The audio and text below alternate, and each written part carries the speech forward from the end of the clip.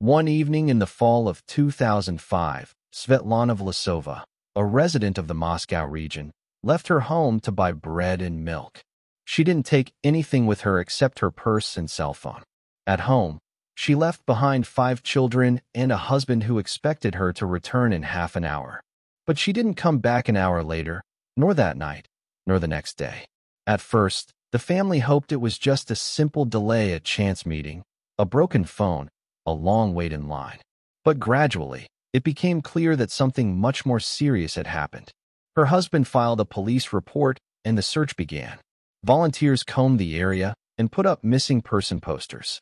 Surveillance cameras in the area didn't capture her in any of the stores. Svetlana vanished as if she had never existed. The police weren't able to make a single step forward. Not in a month, not in a year. The case gradually went cold. Her husband, Igor, stayed with the children. He raised them on his own, working 2 jobs and carrying a crushing sense of guilt for letting his wife go to the store alone.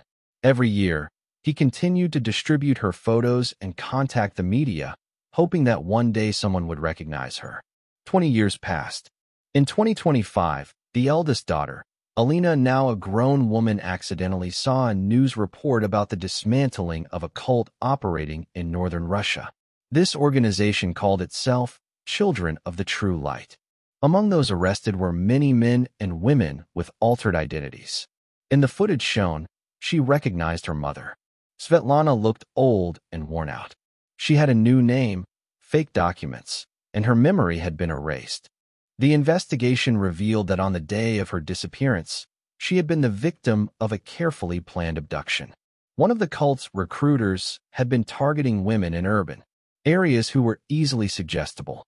Svetlana was lured under the guise of a casual meeting, subjected to manipulation, cut off from the outside world, and taken to a secluded camp in the forest where a long-term psychological transformation began. She was stripped of her past in the cult.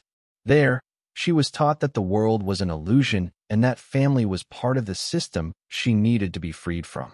Over time, she lost her sense of self and became a devoted part of the structure.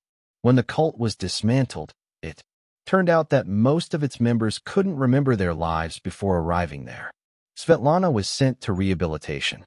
Gradually, with therapy and the help of specialists, scattered fragments of her past began to emerge in her mind: the smell of her children's clothes, her husband's voice, a bright kitchen.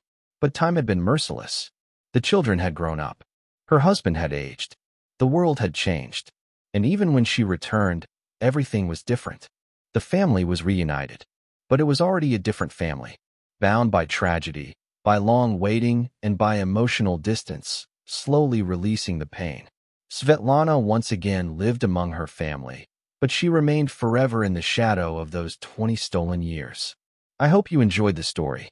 If you did, don't hesitate to like the video, subscribe to our channel, and turn on the notification bell to watch more fascinating stories. Have a great day.